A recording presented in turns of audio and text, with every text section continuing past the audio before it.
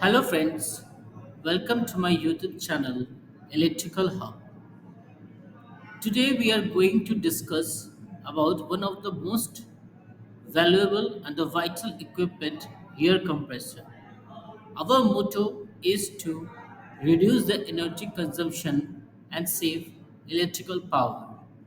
As we know that the compressor is generally used in the industry for conveying the materials and also to operate the pneumatic equipments. Though the person who are working in the industry are quite aware of the objective of the compressor, but still the person who are not working in the industry and who are not aware of it, I will let them know that the main objective of the compressor is to draw the air from the atmospheric air and deliver it at a certain pressure for the use in the pneumatic equipment and also to convey the materials. Basically, in the industry, there are two types of compressor used. One is the positive displacement compressor, and the second is the dynamic compressor. The basic difference between the positive displacement compressor and the dynamic compressor is that positive displacement increases the pressure of the gas by reducing the volume, while the dynamic compressor increases the pressure of the gas by increasing the velocity of the air. Positive displacement compressor are basically the rotary and the reciprocating types which are used in the industry, while the dynamic compressors are radial and the axial. The radial is also known as the centrifugal compressor. Before we come to know how to improve the efficiency of the compressor, let us first evaluate how the efficiency of the compressor is calculated. Efficiency of compressor is calculated in two ways. One is the isothermal efficiency and other is volumetric efficiency. What is isothermal efficiency? Isothermal efficiency is equal to isothermal power by actual measured input power. So actual measured input power you can easily calculate through the meter or the meter, whatever is available. But isothermal power is equal to P1 Q1 into Q1 into log E by R divided by 36.7. What is P1? P1 is the absolute intake pressure, while P2 is the absolute delivered pressure, and R is the ratio of the P2 by P1, and Q1 is the free air delivered in meter cube per hour. While the volumetric efficiency is the free air delivered in meter cube per minute by compressor displacement, where free air delivered is equal to pi by 4 d square to L into S into X into N, where d is the cylindrical bore, L is equal to cylindrical stroke, S is the compressor speed in RPM, X is 1 for single acting, 2 for double acting, and N is the number of cylinder. Let's now discuss how to enhance the efficiency of the compressor. The first is cool air intake. As per the electrical standards, every 4-degree drop in the air temperature means the intake air temperature will enhance the efficiency of the compressor by 1%. Dust free intake. Compressor should be kept in the clean and the dry places. Why? Because every 250 mmWc pressure drop in the suction will increase the power consumption by 2% as per the electrical standard.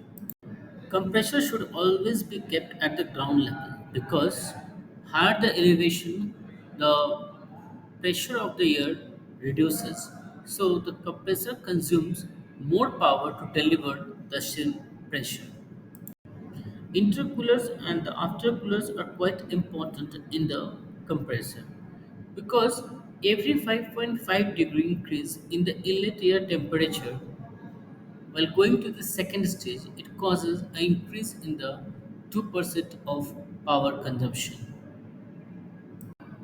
In general, while we do the setting of the compressor, we keep zero point 0.5 kg pressure or 1 kg pressure above the required pressure because there are some losses due to leakages or something else or misuse. But every 1 kg reduction in the pressure setting will enhance the efficiency of the compressor by 10%. The optimum pressure setting also has another benefits.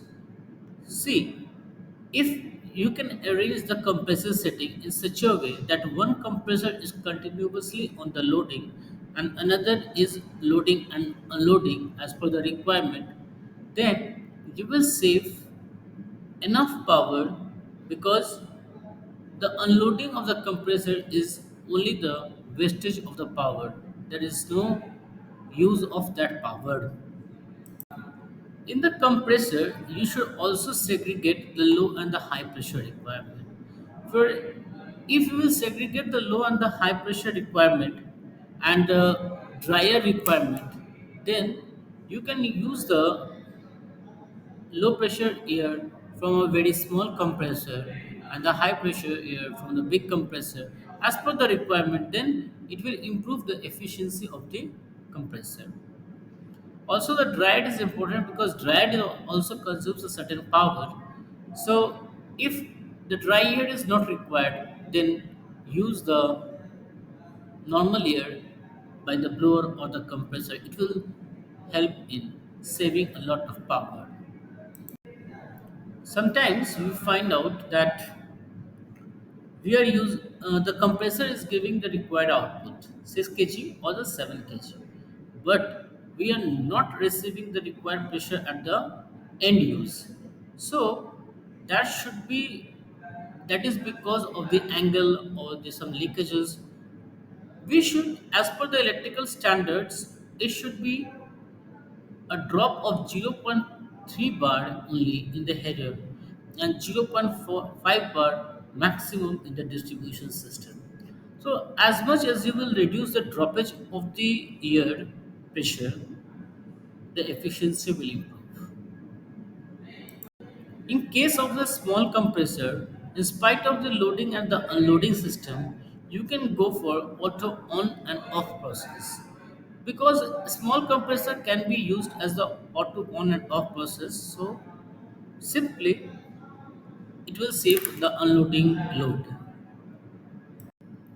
Despite of throttling the control valve to meet the demands, we should reduce the setting of the compressor to meet the demand. It will save a huge amount of power, at least 5 to 10%. So it will improve the efficiency of the compressor. Thank you. Please like, share, and subscribe. If you have really liked my video, thank you. If it is informative and if you want any the more details, kindly comment so that I can provide you better details on this topic. Thank you.